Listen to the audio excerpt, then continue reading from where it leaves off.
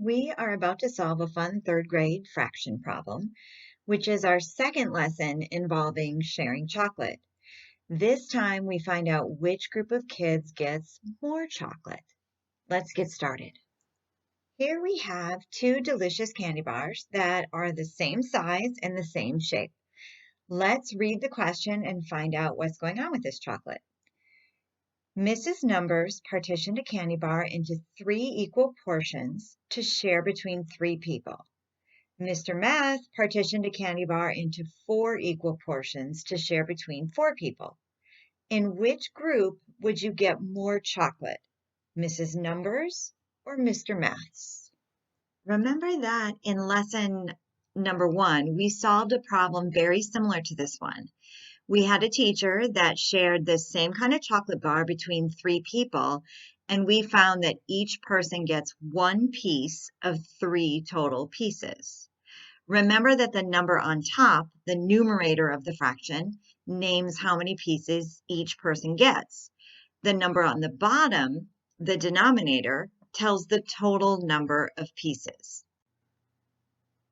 It's looking like we're already partway there to solving this problem, since we already know if you're sharing candy bar between 3 people, each person gets 1/3.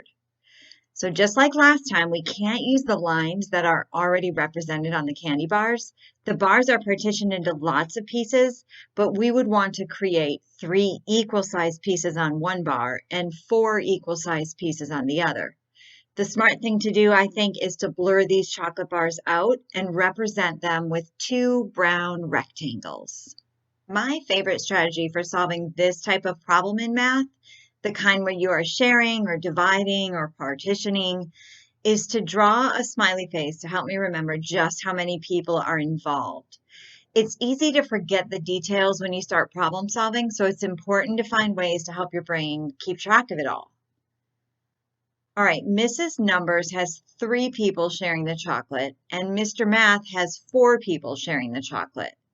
You might already have a prediction forming in your mind right now about which group has the people who get the most chocolate to eat.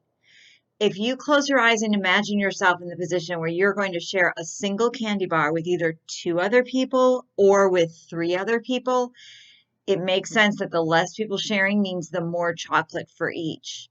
But we don't solve math problems with jumping at the first answer that pops in our mind, right? We want to really make sure that we have the correct answer. How do we do that? If we draw lines in Mrs. Numbers chocolate to make 3 equal portions and in Mr. Math's to make 4 equal portions, we are on our way to figuring this out.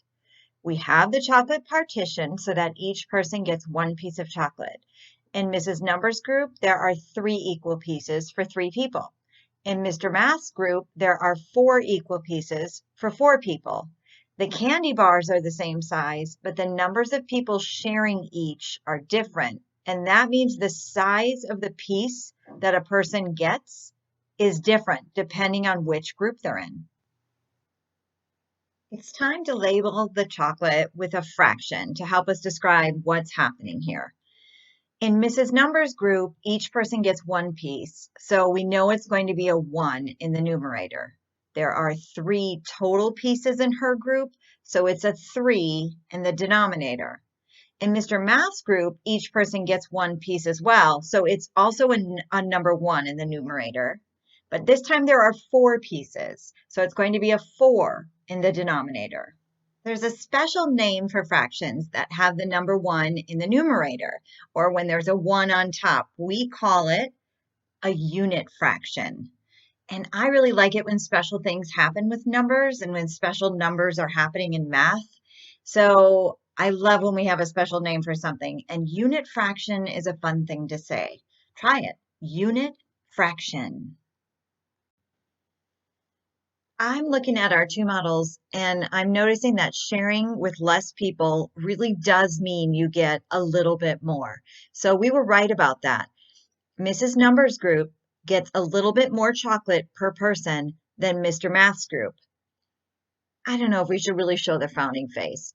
Everyone is still pretty happy, right? They are getting some chocolate. It's just a little less for the people in Mr. Math's group. It's a little bit hard to tell the difference in size when the chocolate is side by side. It's easier to compare when they are lined up. Never be afraid to create models when you are problem solving to help you find the solutions.